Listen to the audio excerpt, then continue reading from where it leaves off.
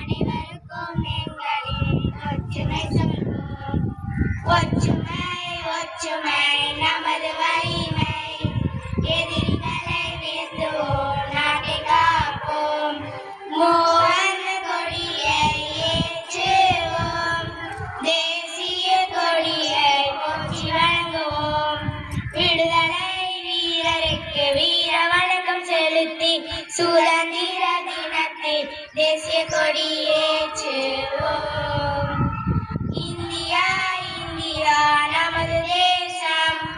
அனைவருக்கும் எங்களின் ஒற்றுமை சொல்வோம். ஒற்றுமை ஒற்றுமை நமது வலிமை. எதிரிகளை வீழ்த்துவோம், நாட்டை காப்போம். மூவர்ண கொடியை ஏற்றுவோம், தேசிய கொடியை போற்றி வணங்குவோம்.